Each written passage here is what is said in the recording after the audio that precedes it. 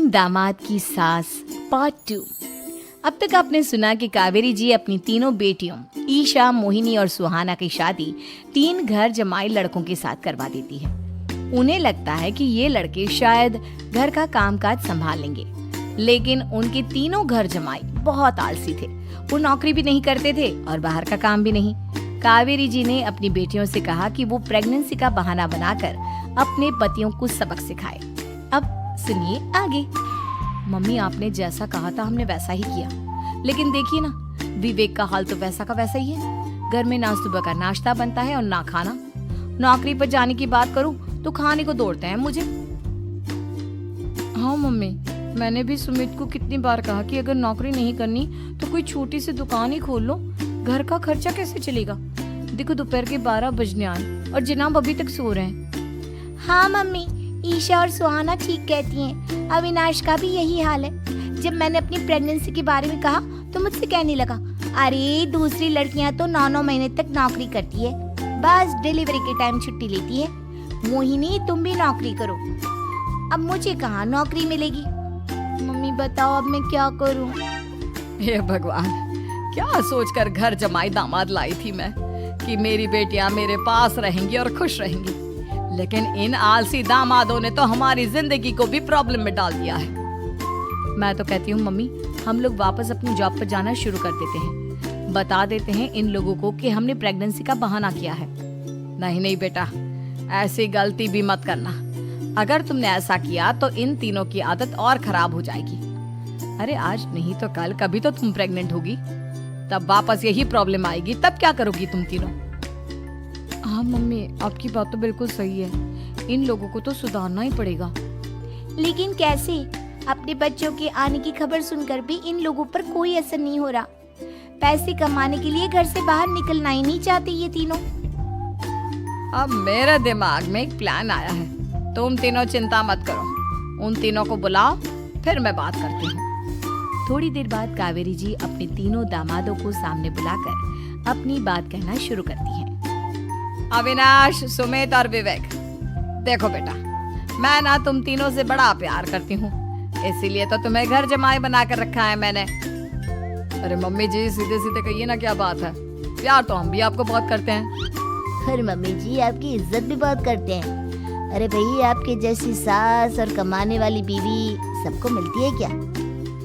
हाँ मम्मी, विवेक और सुमित ठीक कह रहे हैं। आपकी बेटी से शादी करके मेरी तो जिंदगी ही अच्छी हो गई है। जानती हूँ मैं, और ये भी जानती हूँ कि तुम तीनों अपने अपनी बीवियों से बहुत प्यार करते हो। बेटा, बात ऐसी है कि हमारे कुल गुरु ने कहा है कि प्रेग्नेंट होने के बाद मेरी तीनों बेटियां शुरू के 4 महीने हमारे गांव में जाकर रहेगी, जहां मेरे चाचा जी रहते हैं। अरे लेकिन क्यों मम्मी, गांव में जाकर रहने की क्या जरूरत है इन तीनों को। वो क्या है ना बेटा, हमारे परिवार को एक श्राप है। अगर मेरी बेटियों ने यहाँ पर बच्चा पैदा करने की कोशिश की तो उनके बच्चों को कुछ भी हो सकता है। इसलिए अब से लेकर 4 महीने पूरे होने तक इन्हें गांव वाले घर में रहना पड़ेगा। हाँ तो इसमें प्रॉब्लम क्या है मम्मी जी, हम भी वहाँ जाकर रहेंगे, पिकनिक मनाएंगे। अरे भाई, बीवी जहाँ हम भी वहाँ। हाँ यार, आइडिया तो बहुत अच्छा है।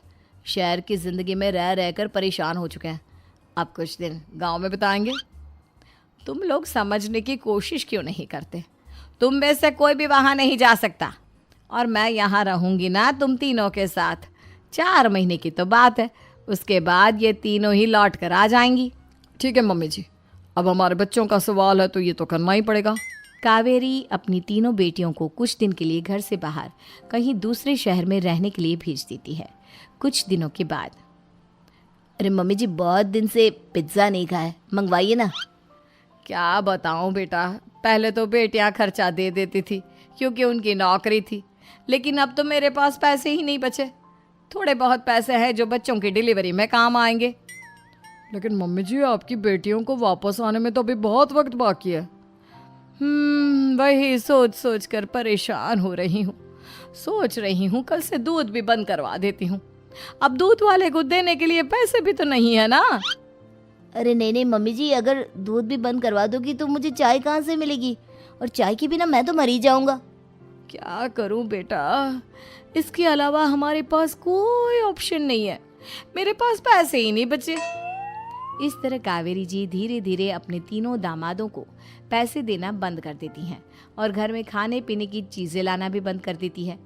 अब वो तीनों बुरी तरह से परेशान होने लगे थे और इसलिए एक दिन तीनों प्लान करके घर से बाहर निकलते हैं और बाजार में जाने के बाद यार अच्छा खाना खाए हुए कितने दिन हो गए, पता नहीं कब अच्छा खाना मिलेगा। हमारी बीवियों के जाने के बाद तो हमारी हालत भिखारियों जैसी हो गई है यार।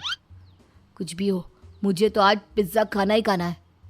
जेब में 1 रुपया नहीं और पिज्जा खाएगा, कहाँ से आएंगे पैसे? अरे देख वहाँ सामने बोर्ड पर क्या लिखा हुआ है, कंप्यूटर पर काम करने के लिए एक आदमी की आवश्यकता है।